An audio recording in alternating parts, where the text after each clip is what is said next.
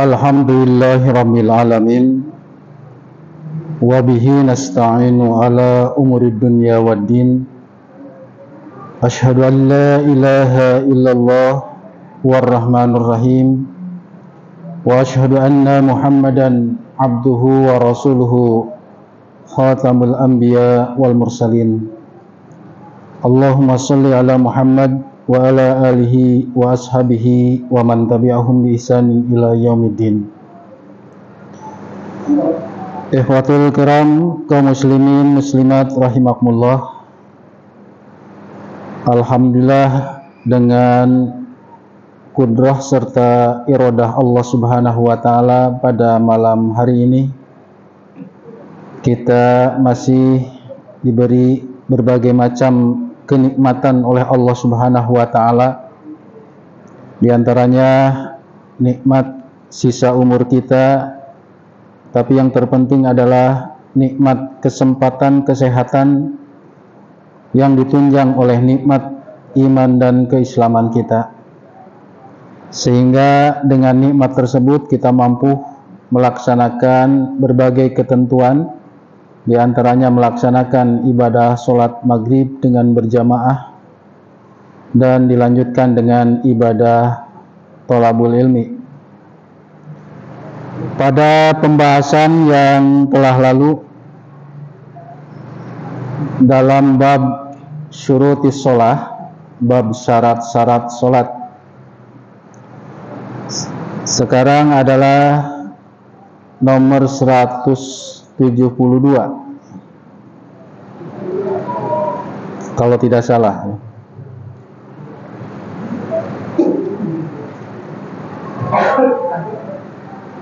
Oh, 173 ya. 173. Saya akan bacakan hadis ini dari Zaid bin Arqam.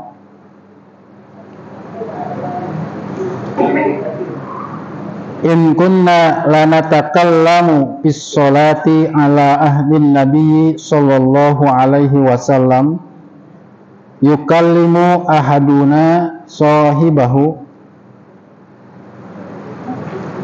bihajatihi hatta nazalat hafidhu ala sholawati was sholatil wusqa wa qumu lillahi qanitin.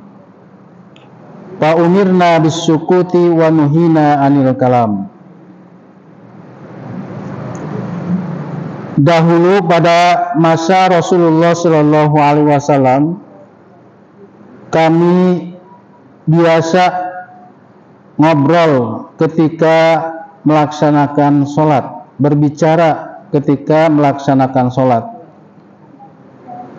Salah seorang di antara kami sudah terbiasa membicarakan kepentingan kepada temannya, hingga turunlah satu ayat, hafidhu ala sholawati was sholatil wusta wa qumu lillahi qanitin. Jagalah, peliharalah atas sholat-sholat dan sholat wusta, dan berdirilah karena Allah dengan tanpa berbicara, dengan khusyuk. Maka pada saat itu kami diperintahkan untuk diam dan dilarang ngobrol pada saat sholat. Bahkan kalau tak salah ini juga sudah ya, ketika saya menjelaskan tentang posisi al-wusta. Menurut jumhur ulama, al-wusta itu adalah sholat asar, sebagian besar para ulama. Sedangkan Imam Asy-Syafi'i rahimahullah memandang bahwa al-wusta itu adalah sholat fajar atau sholat subuh.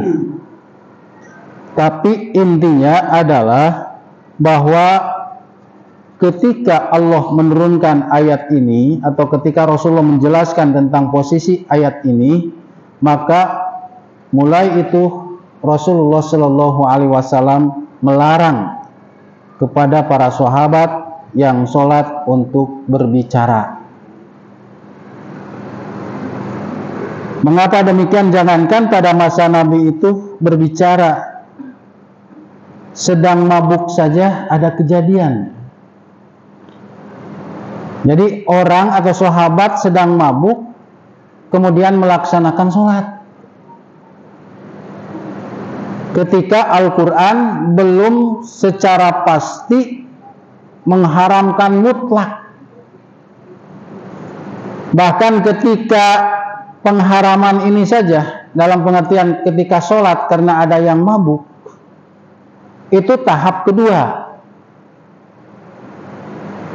Karena pengharaman khamr atau minuman keras itu melalui 3 tahap. Karena kebiasaan orang Arab itu memang mempunyai minuman-minuman yang memabukkan di rumahnya. Bukan hanya sebotol begini, tapi di rumah itu ada semacam wadah air yang besar. Kalau sekarang mungkin drum ya. Nah itu dulu sering ya, kalau ada minyak tanah, minyak itu drum itu yang gede dari kaleng yang sangat kuat itu. Kalau dulu mungkin dibikin dari kulit-kulit unta atau yang lainnya. Tapi yang jelas punya wadah masing-masing. Ketika Allah mendatangkan atau menurunkan ayat bertanya tentang Khamr dan Maisir, kemudian ada manfaatnya, sebagian para sahabat tidak berhenti. Bahkan ketika sholat pun melakukan ritual minuman keras itu, karena sudah terbiasa gitu.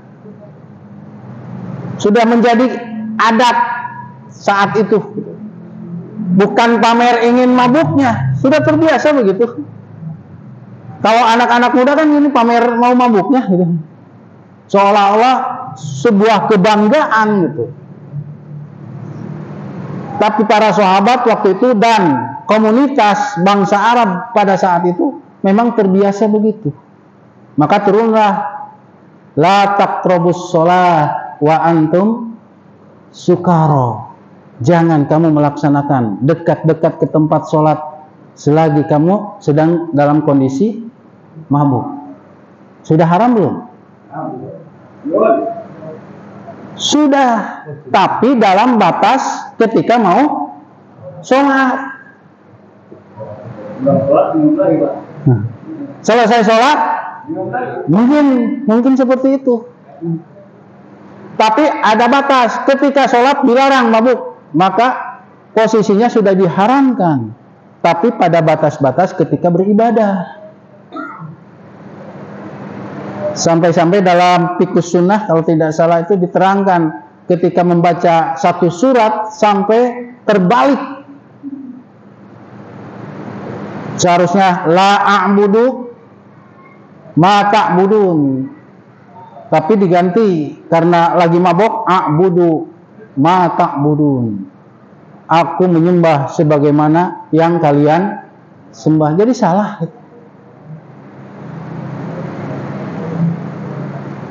Maka mulai saat itu haram, tapi batas dalam ibadah atau dalam tempat-tempat tertentu, yakni di masjid. Apalagi berbicara. Bahkan saya pernah menerangkan tentang posisi salam pada saat itu, kuliah subuh pernah. Dulu Rasulullah itu sering menjawab salam ketika sholat. Jadi ketika sedang sholat Rasulullah SAW, kemudian ada yang ke rumahnya mengucapkan salam oleh Rasulullah, dijawab Waalaikumsalam warahmatullah. Tapi ketika di suatu tahun ke depannya ada seorang sahabat itu juga ketika Rasulullah SAW sedang sholat, kemudian mengucapkan salam, tapi Rasulullah tidak menjawabnya. Bahkan Rasulullah agak mengkeraskan bacaan sholatnya supaya tahu bahwa Rasulullah sedang sholat. Sampai sahabat itu, ya Rasulullah, dulu aku pernah salam, lalu engkau jawab padahal engkau sedang sholat. Tapi sekarang aku salam, engkau sedang sholat tapi engkau tidak menjawabnya. Kata Rasulullah, sesungguhnya ketika sholat itu kita sedang sibuk menghadap Allah. Artinya tidak boleh yang lainnya mengganggu. Yunaji Rabbahu, sedang bermunajat. Nah, munajat itu kan bahasa Arab. Yunaji, bermunajat kepada Allah. Ada kepentingan kepada Allah. Nah itu dulu. Oleh karena itu wajar jika ada hadis model tadi ya. Dulu kami berbicara waktu sholat, kayak di pasar saja. Mungkin menoleh atau mencolek kepada temannya. Setelah sholat ini kamu mau kemana? Nah, itu. Kalau bahasa kita gitu. Ya biasalah ke pasar. Tapi dengan bahasa Arab. Tapi itu kan ngobrol. Cuma dengan bahasa Arab. Apakah orang Arab sering ngobrol? Yang ngobrol cuma bahasa Arab. Orang Inggris ngobrol dengan bahasa Inggris. Kita ngobrol dengan bahasa kita, yakni bahasa ya Betawi umpamanya ya, bahasa Indonesia. Tapi itu namanya ngobrol. Maka ketika sedang sholat oleh Rasulullah SAW mulai itu diberhentikan untuk diam, menjaga sholat itu sesuai dengan firman Allah tadi, dan dilarang untuk berbicara. Wa nuhina anil kalam, dilarang untuk ngobrol, untuk berbicara ketika sedang sholat. Itu merupakan pengulangan ya yang kemarin baru dibahas sedikit mengenai pendapat Imam As-Syafi'i dan jumhur ulama.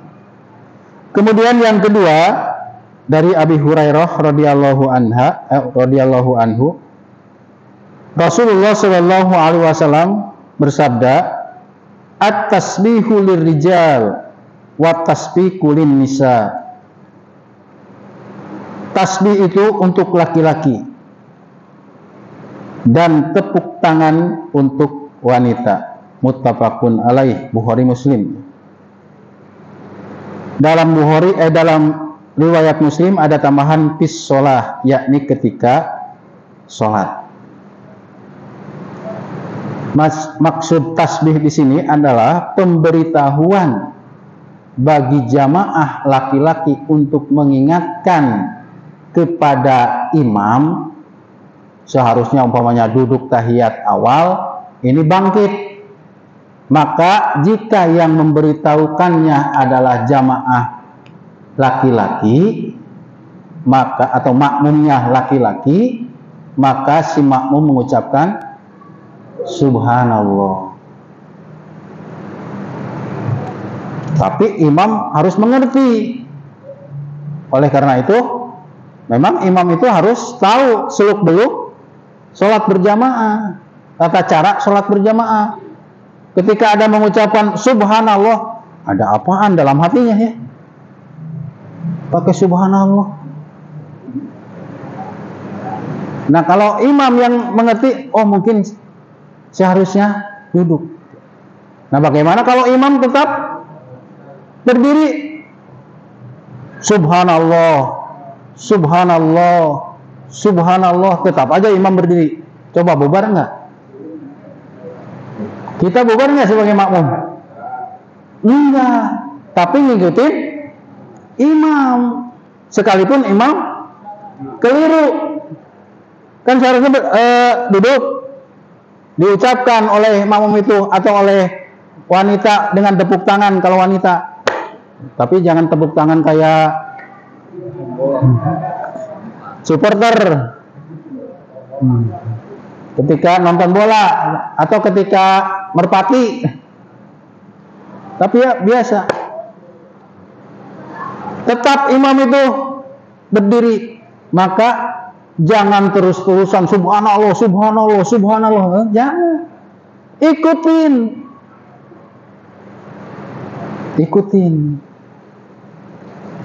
Kalau kurang rakaat nanti selesai salam, dikasih tahu kurang rokaatnya, berarti nanti berjamaah menambah, tapi sebelum salam nanti sujud sahwi.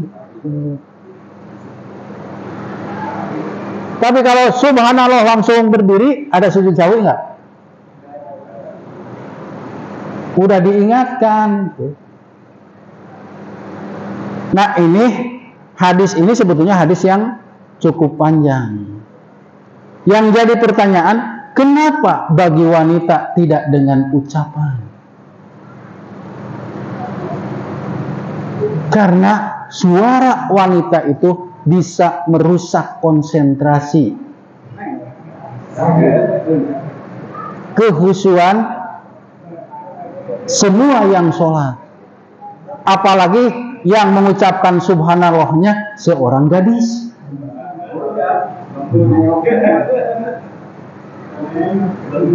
Makanya ada yang menyebut bahwa suara wanita itu bagian dari auratnya wanita.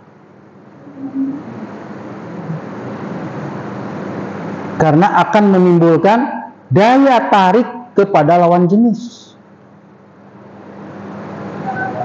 Dekat imam, subhanallah seorang gadis, kan imam mikir, ini siapa ya? Siapa ya? Oh, anaknya Pak Haji Anu kayaknya nih. Mikir terus. Itu kan konsentrasi buyar. Coba bapak yang mengucapkan subhanallah, subhanallah. Kadang tidak berpikir siapa yang mengucapkan subhanallah. Persetan kan yang mengucapkannya. Yang jelas, yang kedengaran subhanallah saya salah gitu. Tapi kalau wanita, nah ini merupakan salah satu isyarat. Kenapa wanita itu paling baik dilaksanakan di rumah? Sekalipun pada masa Rasulullah ada yang ke masjid, tapi kebanyakan yang di rumah. Tapi jangan jadi alasan gitu.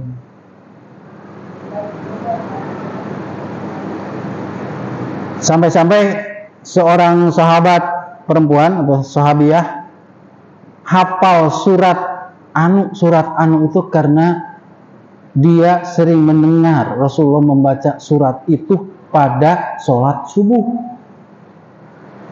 Dia hafal surat Nun karena Rasulullah sering membaca itu. Tapi bukan cuma Nun, surat Al-Qalam maksudnya. Dan surat Al-Insan, aku sampai hafal surat Al-Qalam karena Rasulullah sering membacanya di sholat subuh itu. Makanya Rasulullah seukuran itu sholat subuh itu. Tapi kalau sholat yang lain agak pendek. Agak pendek dibandingkan dengan sholat subuh. Ya wajarlah rokaatnya juga 2 rokaat. Maka ketika membacanya, tapi bukan surat Al-Baqarah ya, sampai tamat. Enggak. Rasulullah kadang membaca Al-Insan, kemudian Sabbihis, kemudian Ar-Rahman gitu. Itu surat-surat yang mufassal kalau menurut bahasa tafsir itu. Surat yang pendek-pendek. Mufassal itu terpisah. Karena sedikit-sedikit satu ayat, sedikit-sedikit satu ayat. Nun wal qalami wama yasturun itu kan sudah 2 ayat gitu. Atau Ar-Rahman itu 1 ayat. Allamal Quran sudah 2 ayat. Itu mufassal. Atau mufassal itu ada yang pengertian kurang dari ratusan ayat, 100 ayat. Sehingga Rasulullah sering membaca surat-surat mufassal pada saat berjamaah dengan para sahabat. Surat mufassal itu diawali dari, menurut para ahli tafsir, para ahli bahasa Al-Quran, dari surat Qaf, surat yang kalau tak salah surat ke-50. Dari surat Qaf itu disebut surat-surat mufassal. Tapi kalau sendirian, Rasulullah sering membaca surat Al-Baqarah, Ali Imran, Al-Maidah, An-Nisa, yang itu. Sehingga ketika ada sahabat yang mencoba bergabung, ingin sholat berjamaah, sampai memperkirakan, pasti surat Al-Baqarah seperempatnya. Ketika sudah sampai seperempat, Rasulullah ternyata tidak berhenti, langsung ruku, melanjut terus. Paling setengahnya, kata sahabat Ibnu Abbas. Ketika sudah setengahnya, salah perkiraan Ibnu Abbas, dilanjutkan lagi. Pasti 3/4-nya. Ketika sudah 3/4-nya, Rasulullah terus. Pasti sampai tamat, kata Ibnu Abbas dalam hatinya. Ketika sudah tamat, Bismillahirrahmanirrahim, Alif Lam Mim. Dilanjutkan dengan surat Ali Imran. Itu 1 rakaat, Bu. Kita sanggup? Baru imam membaca surat yang diawali dengan dengan ayat Alif Lam Mim saja sudah batuk ya, Bu ya. Ngasih kode jangan lama-lama. Kenapa Rasulullah tidak berhenti? Salah Ibnu Abbas, ikut. Karena tadinya sholat sendirian Nabi itu. Sedang sholat malam di rumah, kan Rasulullah sholat malamnya kan di rumah, ya, dan tidak di masjid. Bahkan sholat sunat, Rasulullah sholat sunat yang mengiringi sholat wajib itu rawatib, seringnya itu di rumah. Maka ketika Rasul, apalagi qobliyah, ketika Rasul datang dari mihrabnya, Bilal langsung Allahu Akbar, asyhadu an la ilaha illallah. Artinya Bilal iqomah itu menunggu imam, yakni Rasulullah Shallallahu Alaihi Wasallam. Bukan sudah kumpul, sudah sholat semua, nggak tahunya belum ada imam. Muadzin langsung Allahu Akbar, saudara. Pas sudah selesai qomat, siapa yang jadi imam ya? Nah, jangan sampai begitu. Tapi cari dulu imam. Kalau umpamanya yang biasa jadi imam tidak ada, umpamanya Pak mau jadi imam nanti saya mau qomat.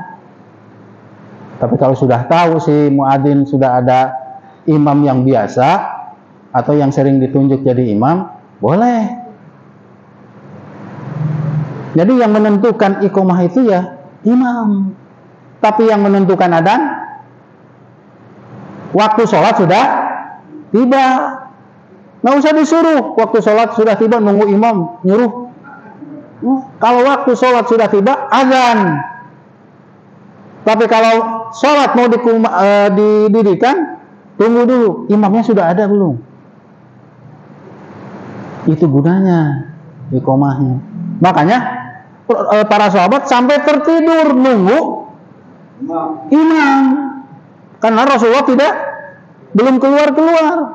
Tunggu sampai duduk di kalau sekarang mungkin di teras masjid atau di dalam masjid, tapi yang ada tempat nyender, karena terbiasa dulu juga mungkin begitu. Seperti yang dialami di Masjid Al-Huda, cari senderan. Nah, gitu. Karena penceramahnya ada senderan, padahal tidak nyender. Saya begini gitu. Tapi makmumnya pengen nyender gitu.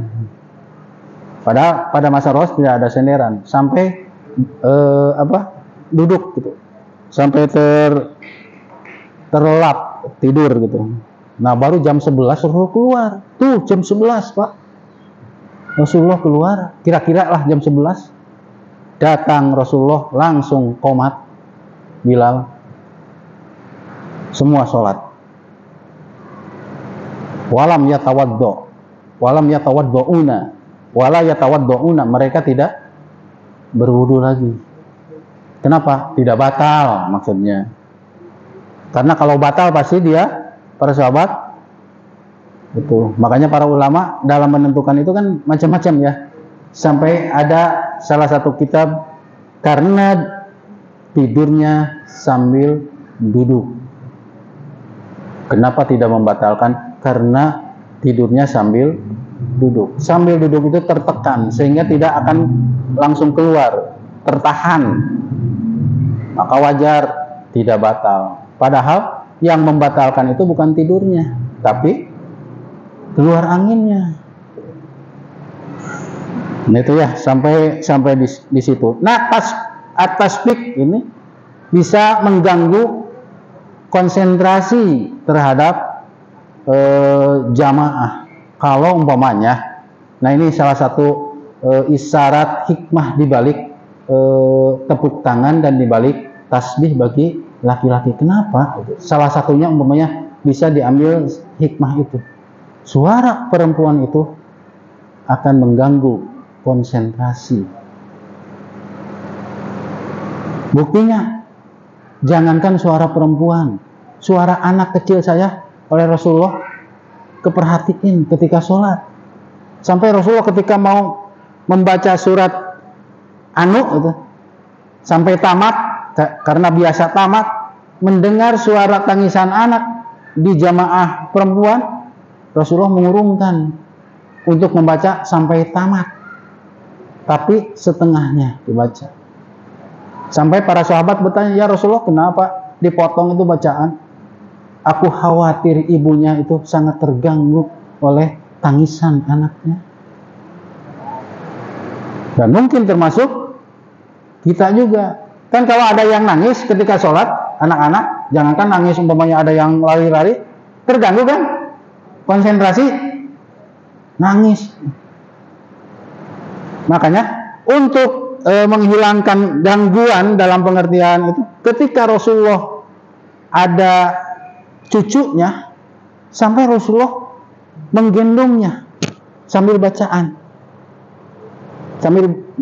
sholat itu, Al-Fatihah atau apa. Tapi ketika mau ruku ditaruh supaya tidak mengganggu. Karena kalau dibiarkan, mungkin nanti akan konsentrasi yang lain akan terganggu juga gitu. Makanya digendong aja cucunya yang bernama Hasan dan Husain itu, yakni anak dari Fatimah Az-Zahra, dari Ibu Khadijah atau Siti Khadijah, dan dinikahi oleh siapa, Pak? Oleh Ali bin Abi Thalib. Abu Bakar melamar, ditolak. Jadi sudah biasa ya orang Arab ditolak tuh, biasa. Umar melamar Fatimah, tidak juga, ditolak.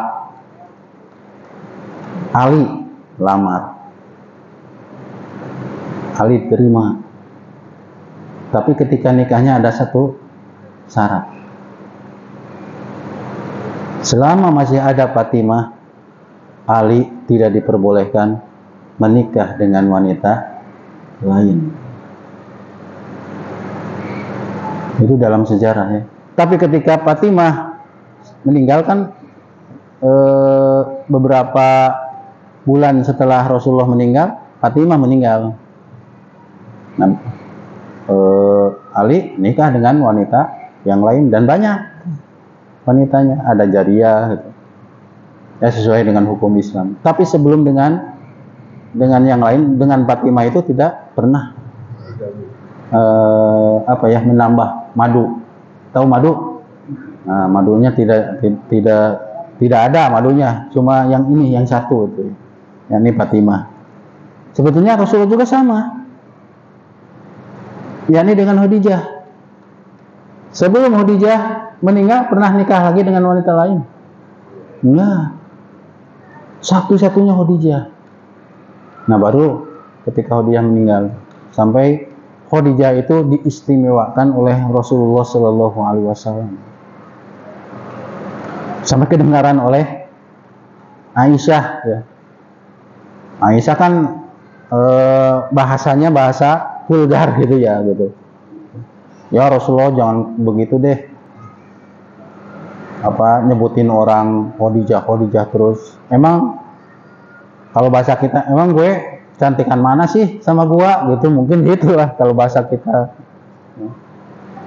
Sampai Rasulullah, ya Aisyah, di waktu yang lain pada mengingkari Khadijah, orang yang pertama beriman.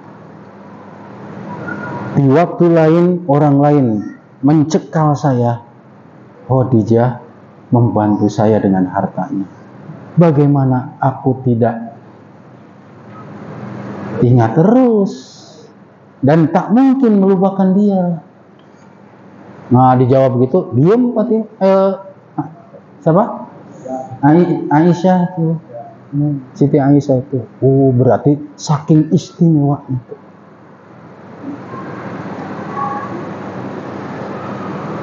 Menjadi at-tasbih itu untuk wanita, untuk cewek. Di mana? Nah, dalam riwayat Muslim ditambahkan, yakni ketika pemberitahuan bis sholat, saat melaksanakan sholat. Jadi pemberitahuan dari makmum itu kalimat subhanallah, atau bagi perempuan tepuk tangan. Satu lagi ya. Hadis nomor 175 dari Mutarrib bin Abdullah. Ra'aitu Rasulullah sallallahu alaihi wasallam yusalli wa fi sadrihi azizun ka azizul mirjali minal buka. Aku pernah melihat Rasulullah sallallahu alaihi wasallam ketika dalam sholat, dan di dalam dada beliau terdengar suara golakan seperti golakan air mendidih dalam perut karena menahan tangisan. Jadi kalau anak menahan tangis, ditahan, itu ada golakan itu. Itu menahan tangis tuh. Sebetulnya ingin meluapkan tangisan itu. Di sini menunjukkan bahwa menangis pertama tidak membatalkan sholat. Tangisan tidak membatalkan sholat. Bahkan bukan hanya Rasulullah, Abu Bakar saja sering menangis ketika sholat. Sampai Aisyah saja protes kepada Rasulullah, kepada suaminya Rasulullah, karena menyuruh Abu Bakar untuk jadi imam menggantikan Rasul saat beliau sakit. Saat beliau ada kepentingan, ada dua kejadian. Ada kepentingan mendamaikan dua kabilah, terus ada kondisi Rasulullah sedang sakit. Ya Rasulullah, jangan Abu Bakar deh, kata Aisyah sebagai seorang anak. Kasihan Abu Bakar, orangnya kan suka nangis, cengeng. Umar lah yang diperintahkan. Sampai Rasulullah mengatakan, kamu itu seperti saudaranya Yusuf, banyak cincong gitu. Banyak bicara. Udah aku tentukan Abu Bakar. Nah, ini juga menjadi isyarat bahwa di mata Rasulullah, pandangan Rasulullah, Abu Bakarlah sahabat yang diutamakan, paling utama. Kenapa? Sama seperti Khadijah. Di saat orang lain memusuhi, Abu Bakar menemani. Di saat orang lain melempar, Abu Bakar membentengi. Hebatnya itu. Sampai ada hadis ya, seandainya ada nabi setelah Nabi Muhammad SAW, maka Abu Bakar laksana Harun bagi Nabi Musa. Nabi kalau ada lagi. Nah, ini juga menunjukkan bahwa tidak ada nabi setelah Nabi Muhammad. Jadi kalau ada yang mengaku nabi, itu ngaku-ngaku saja, karena tidak ada. Dan ini pun menunjukkan bahwa akan ada pengakuan nabi suatu saat itu. Makanya oleh Rasul diterangkan, tidak ada lagi nabi setelahku. Karena nanti akan ada yang mengaku. Di Indonesia sudah berapa nabi yang mengaku nabi? Dari mulai mengaku Jibril, sampai mengaku nabi, sampai mengaku tukang tukang jahit di Bandung. Sekarang kan sudah, kata orang Sunda, babalik pikir, sudah tobat gitu. Tidak lagi mengaku nabi. Itu tukang jahit. Sampai tukang jahit saja di Indonesia mengaku nabi. Pengurus badminton juga ngaku dapat wahyu. Saking hebatnya Indonesia, ada yang ngaku Jibril juga.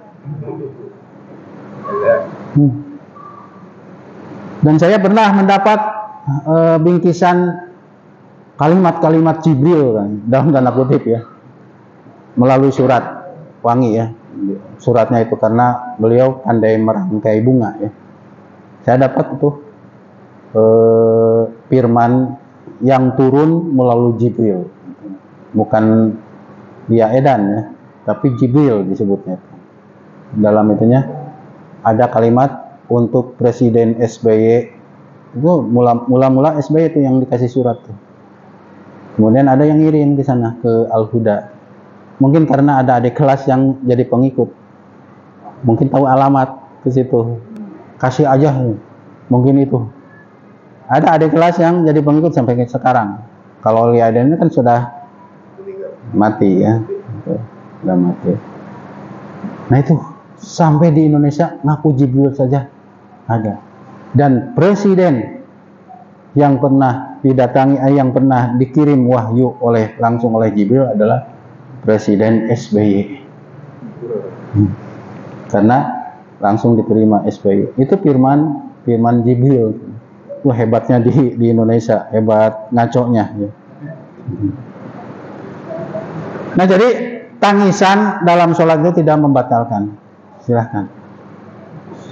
Apalagi tangisan dari bacaan yang dimengerti. Dan Abu Bakar di antara orang yang sering menangis. Sampai ketika membaca, padahal bukan doa ya. Inna fi khalqis samawati wal ardi wa ikhtilafil laili wan nahari la ayatul liulil albab. Abu Bakar menangis. Kita kan biasa-biasa kok, nggak ada apa. Tapi Abu Bakar menangis. Dan Rasulullah SAW sering menahan. Kan kalau nahan kita mau nangis kan suka agak sakit juga ya. Ada suara tertahan. Itu menahan tangisan. Dan Rasulullah sering terlihat menangis. Waktu iman rahimakumullah, karena waktu sudah tidak memungkinkan. Mudah-mudahan nanti dilanjut di hari Ahad terhadap hadis ini dilanjutkan, karena tinggal 1, 2, 3 hadis atau 4 hadis lagi bab syurutis shalah. Mudah-mudahan apa yang barusan saya sampaikan bermanfaat untuk kita semua. Saya mohon maaf karena tadi terlambat sedikit karena memang Jakarta macet. Padahal naik motor, naik Gojek lah supaya cepat, tapi tetap saja tidak bisa diprediksi di Jakarta itu. Aku lupa lihada astaghfirullahi wa lakum. Rabbana atina fid dunya hasanah wa fil akhirati hasanah wa qina adzabannar. Amin ya mujibas sa'ilin walhamdulillahi rabbil alamin. Wassalamualaikum warahmatullahi wabarakatuh. Waalaikumsalam.